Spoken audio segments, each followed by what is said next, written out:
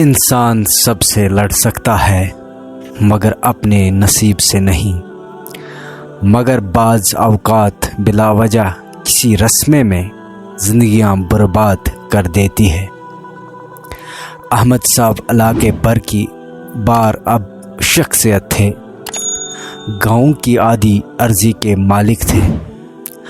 گاؤں میں ان کے 2 بڑے باغ بھی تھے جس میں طرح طرح کے پھل دار درخت تھے۔ اللہ نے انہیں دنیا کی ہر نعمت سے نوازا تھا، مگر ان کی کوئی اولاد نزینہ نہ تھی۔ باغ کے علاوہ وہ دور تک بکھرے کھیت ہے، ہر قسم کے پیداوار عروج پر تھی، اور اس زمین سے ہر قسم کی ضروریات زندگی انہیں میسر تھی۔ اس زمانے میں انگریزوں کا راج تھا، لیکن مسلمان اور خاص کر گاؤں میں انگریزی پڑھنا پسند نہیں کرتے تھے۔ عورتوں کو تو پڑھانے کا رواج ہی نہیں تھا، انہیں صرف ناظرہ قرآن اور نماز کی تعلیم دی جاتی تھی۔ گاؤں اچھا خاصا بڑا تھا، لیکن نہ تو وہاں لڑکیوں کے لیے کوئی سکول تھا اور نہ شفا خانہ۔ بہت حالت خراب ہوتی تو پھر بھی عورتوں کو علاج کے لیے شہر نہیں لے جایا جاتا تھا، کیونکہ نہ تو سڑکیں تھی نہ ہی تو ٹرانسپورٹ کا کچھ انتظام تھا۔ بیل گاڑی پر سفر بہت لمبا ہو جاتا تھا اور مریض راستے میں ہی دم توڑ دیتا تھا۔ احمد صاحب اس گاؤں میں اہل و عیال کے ساتھ رہتے تھے۔ گاؤں کے آدھے سے زیادہ زمین ان کی تھی۔ ان کے اولاد میں صرف لڑکیاں ہی لڑکیاں تھیں۔ ان کی 6 بیٹیاں پیدا ہوئی، لیکن 2-3 سال کے بعد ہو کر وفات پا گئی۔ اب صرف 2 بیٹیاں بچی تھیں، ایک 15 سال کی اور دوسری 9 سال کی۔ انہوں نے بھی اپنی لڑکیوں کو صرف گھرداری کی تعلیم دلوائی تھی۔ ان کے خیال میں لڑکیوں کو پڑھانا کوئی مناسب بات نہیں تھی۔ اب وہ بڑی لڑکی کے رشتے کی تلاش میں تھے، لیکن جب کوئی رشتہ آتا وہ چھوٹی کو پسند کرتے، حالانکہ وہ ابھی صرف 9 سال کی تھی۔ اس لیے رشتے رد کر دیا جاتا تھا۔ قریبی گاؤں سے ایک رشتہ بہن کے لیے آ گیا جو ہر لحاظ سے بہت عمدہ تھا، اس لیے بڑی بیٹی کو شادی کر دی گئی۔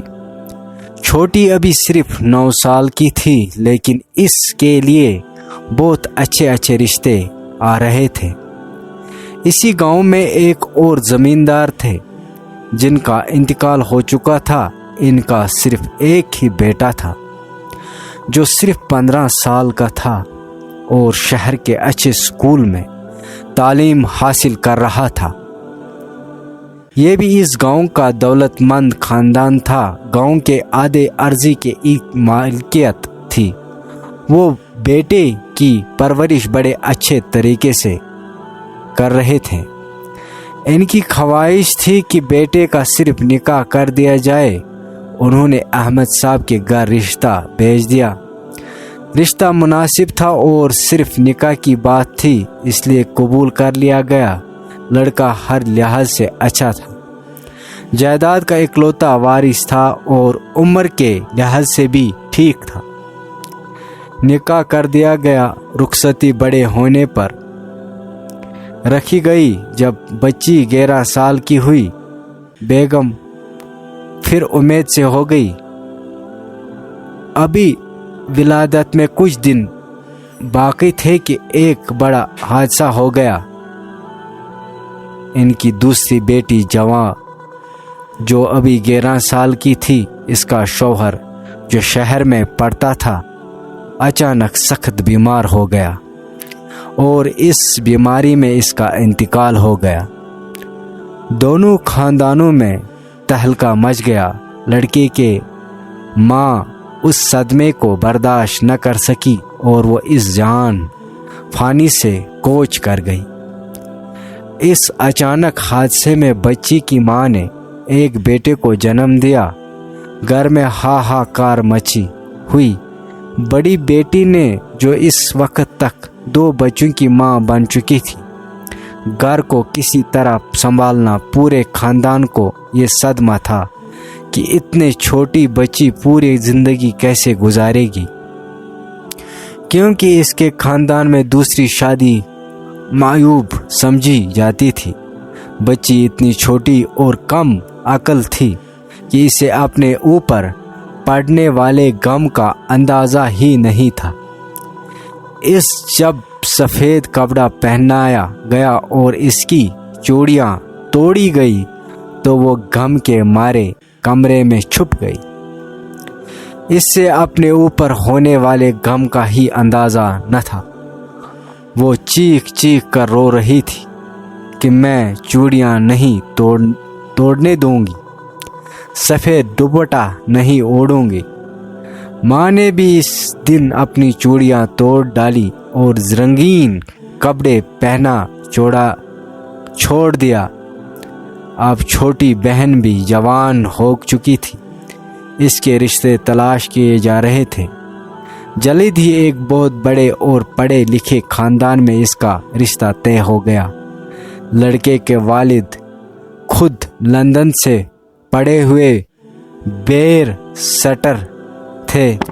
انہوں نے اپنے بیٹے کو بھی بہت اچھی اور اعلیٰ تعلیم دلوائی تھی۔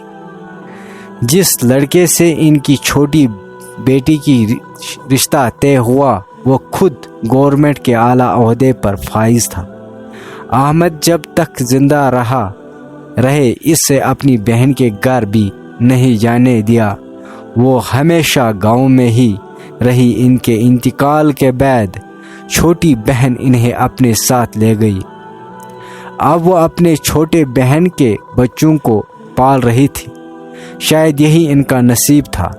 دولت تو ان کے پاس بہت تھی، لیکن شادی شدہ زندگی کے خوشیاں انہیں کبھی نصیب نہ ہو سکی۔ بہن کا شوہر اور ان کے بچوں نے انہیں ہمیشہ بہت عزت دی۔ ماں سے زیادہ ان سے پیار کرتے اور انہیں ہی امی کہتے۔ تقریباً 90 سال کے عمر میں ان کا انتقال 1975 عیسوی میں ہوا اور وہ بہن کے گھر سے ہی اپنے ابدی گھر کے روانہ ہوئی۔ اللہ انہیں اپنے جوار رحمت میں بہترین اور اعلیٰ درجہ فرمائے۔ آمین ثم آمین۔